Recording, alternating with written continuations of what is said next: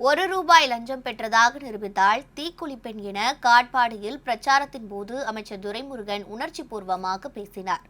வேலூர் மாவட்டம் காட்பாடி சட்டமன்ற தொகுதிக்குட்பட்ட பல்வேறு இடங்களில் அமைச்சர் துரைமுருகன் தீவிர வாக்கு சேகரிப்பில் ஈடுபட்டார்.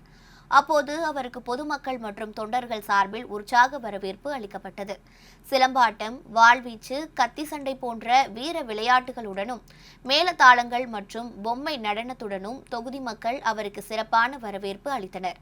பரப்புரையின் போது அமைச்சர் துரைமுருகன் பேசுகையில், நான் இந்த பதவியில் இருக்கும் கடந்த 40-50 ஆண்டுகளில் யாரிடமாவது ஒரே ரூபாய் லஞ்சம் வாங்கினேன் என்று யாரையாவது காட்ட சொல்லுங்கள் பார்ப்போம் என பேசினார்.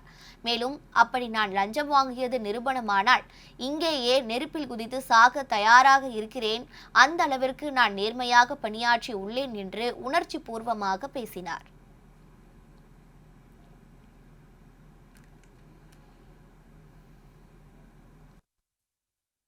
அதை குடித்துக் கொண்டிருந்தீர்கள், அதுவும் சரியில்லை. தோல் சாப்பினுடைய வாசனை அடிக்கிறது.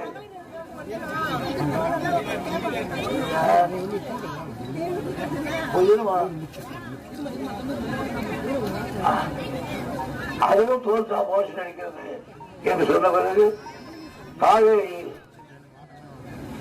தண்ணீரை கொண்டு வந்து இன்னைக்கு கொடுத்து கொண்டிருக்கோம். இது சாதாரணமான விவகாரம் அல்ல. இந்த காட்பாடி கொடுக்கிறதாலே தண்ணி திரும்பத்தோடு கொடுக்கிறோம். ஆனால் இந்த பதவியில் இருந்த காலகட்டத்தில் 40-50 வருஷம் யாரிடத்திலாவது ஒரே ஒரு ரூபா லஞ்சம் வாங்கலாம் காட்டு கொண்டிருக்கோம். நான் நெருப்புல குடிச்சுக்குவேன், நெருப்புல குடிச்சுக்குவேன். ரூபா இல்லை.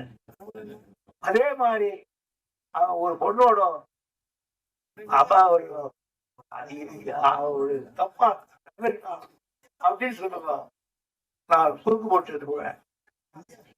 ஆகையினால ஒழுங்கு வேணும், ஒழுக்கம் இருக்கணும், மக்களுக்கு பயந்து தோன்று செய்யணும். இது ரெண்டையும் செய்தாதான் மக்கள் நம்ம வாங்கிப்பாங்க, இல்லைன்னா வேலாயிடுவாங்க அவங்க. ஆகையினால் இத்தனையும் செய்திருக்க எனக்கு இந்த முறையை நீங்கள் தவறாமல் உதயச்சோரை வாக்களிக்கப்படி கேட்டுக்கொள்கிறேன்.